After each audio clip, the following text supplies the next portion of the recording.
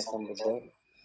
आज उपवास दिवस आणि वर्षावासचा म्हणजे आज 15 दिवस वर्षावासचे दिवस वाचलेले आहेत. आणि आजच्या या शिवप्रसंगी धम्मचक्र विहारामध्ये शारदाताईंनी या कार्यक्रमाचं आयोजन केलं आणि त्या कार्यक्रमामध्ये शेकडो उपासक उपासिका होते. त्यांच्यामध्ये श्रेष्ठ उपासक सुरेशजी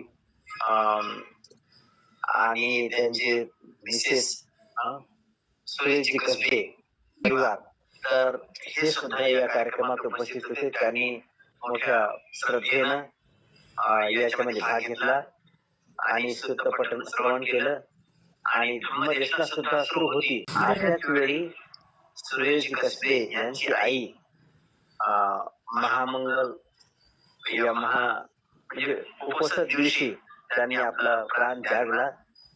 म्हणजेच हे कुशल कर्म आहे.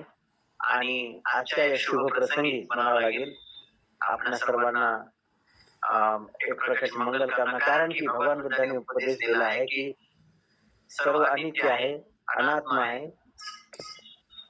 आणि म्हणूनच भगवान तथागत स्वामी समर्थांनी गाथा म्हटली होती, अनिच्छावत संखार पादवे धम्मिनो उपजित्वा निरुद्धन्ति तेषां उपसमसुखो.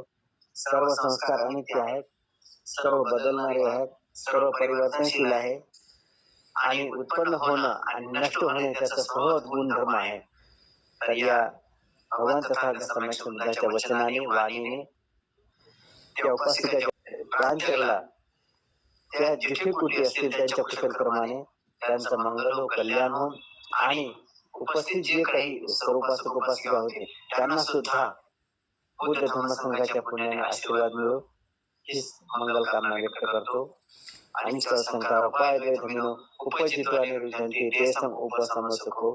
साधु साधु साधु साधु.